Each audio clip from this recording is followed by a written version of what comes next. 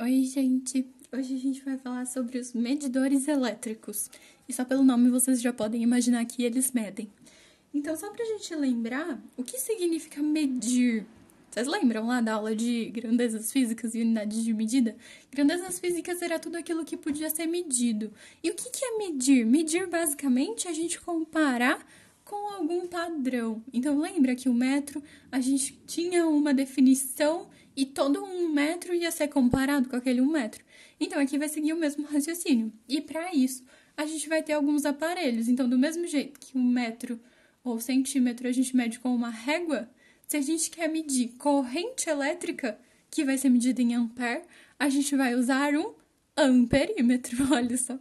Então, os medidores elétricos, que a gente vai chamar de ideais, são aqueles que não alteram a sua medida.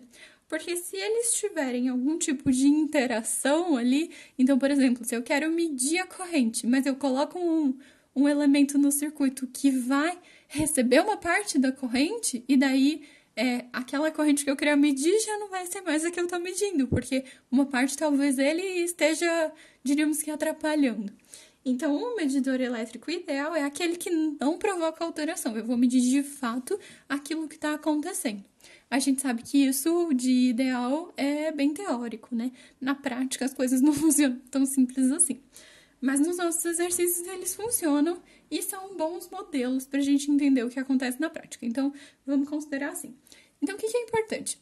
A gente sabe que se a gente quiser medir corrente, a gente precisa associar esse medidor de um jeito que ele receba a mesma corrente. Então, vamos supor que eu quero medir a corrente de um certo resistor R1.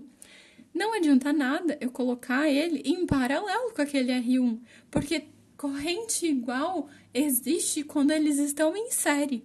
Então, se eu quero medir corrente, eu preciso associar ele em série com o elemento cuja corrente eu quero descobrir o valor. E para que ele não altere nessa medida, eu preciso que a resistência interna daquele aparelho seja igual a zero. Então, no ideal, ela teria que ser igual a zero. Ou teria que ser extremamente pequena a ponto de não fazer diferença na medida. Então, a gente pode trabalhar com dimensão, né? Então, a dimensão dessa resistência tem que ser muito menor do que a do resto das resistências do meu circuito. Certo? Então, amperímetro, mesma corrente, aliás, média corrente, tem que ser associado em série para ter a mesma corrente e a resistência interna precisa ser muito, muito, muito pequena, de preferência zero. E ele vai aparecer normalmente no circuito como um azinho dentro de uma bolinha ou com uma setinha cortando ele. Esse é o símbolo de amperímetro. E a gente também pode medir a diferença de potencial. DDP é medida em volt, então adivinhem o nome do medidor? Voltímetro.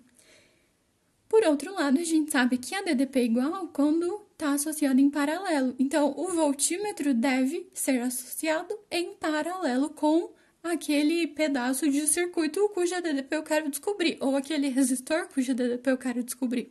Então, eu tenho que ligar os terminais dele nas pontas onde eu quero descobrir a DDP ali dentro, né, entre elas. E para que ele não afete a medida, a resistência interna dele precisa ser muito, muito grande. Então, ao contrário do que acontecia no amperímetro, o amperímetro tinha que ter a resistência muito, muito pequena. O voltímetro precisa ter a resistência muito, muito grande. E por quê que ele precisa ter resistência muito grande? Então, vamos entender. Então, vamos pensar o seguinte.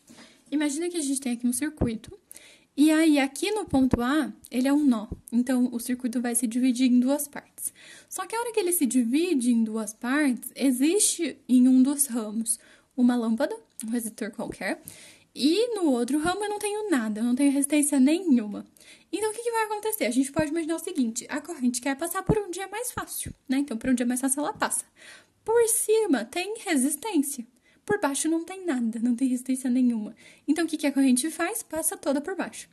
Então, vamos imaginar que o nosso voltímetro, a gente pôs um voltímetro aqui, a gente queria medir a DDP dessa lâmpada. Eu pus ele aqui. Vamos supor que a DDP dele fosse zero. Aliás, que a resistência interna dele fosse zero. Se a resistência interna dele fosse zero, toda a corrente ia passar por ele, não ia passar nada pela lâmpada, não ia acontecer nada, eu não ia conseguir medir o que eu queria. Então, por isso que não adianta ser igual era no caso do amperímetro.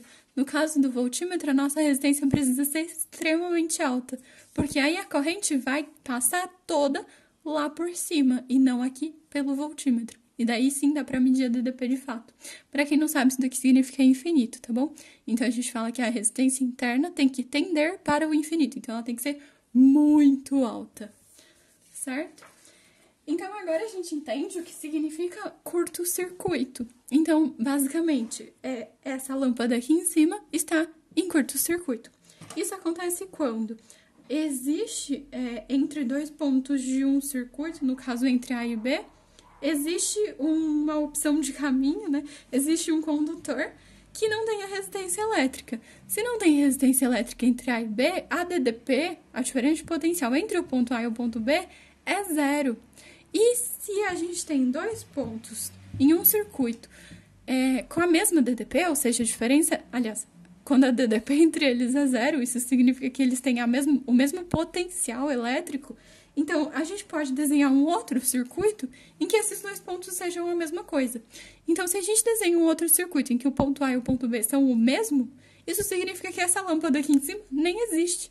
Porque se eles são o mesmo ponto, como é que vai passar corrente ali em cima? Não tem como, certo? Então, curto-circuito é basicamente isso. Não vai passar nada da corrente por aqui, porque vai passar toda aqui por baixo. E aí, nessa daqui, tá tudo normal, né? Porque ela não tá ligada na parte em que não passa corrente. Aqui no ponto B, ela vai voltar normal e passa pela lampadinha. Então, essa lampadinha continua acesa o tempo inteiro. A de cima, não. É como se ela não existisse.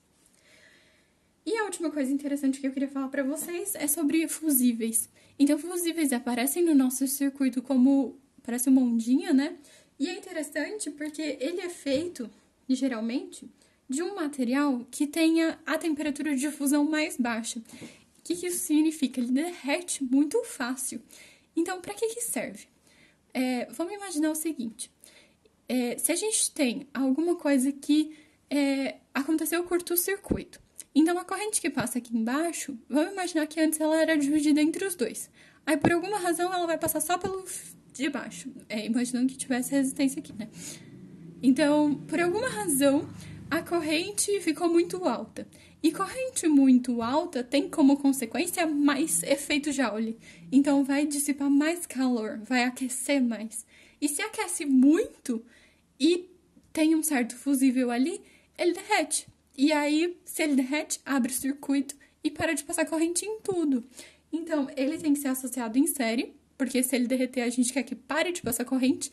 Então, ele basicamente é um mecanismo de defesa, para que o circuito não tenha correntes tão altas. Então, isso vai evitar que queime os aparelhos, por exemplo. Lembra essa expressão? Ah, queimou, não sei o que lá. Então, o fusível protege, vai queimar ele, vai derreter ele, e daí o resto continua normal, porque não teve uma corrente grande o suficiente para estragar o resto dos seus aparelhos. E aí você só substitui o fusível e o resto continua funcionando normal. Tudo bem? Então é isso. Espero que vocês tenham gostado e até a próxima.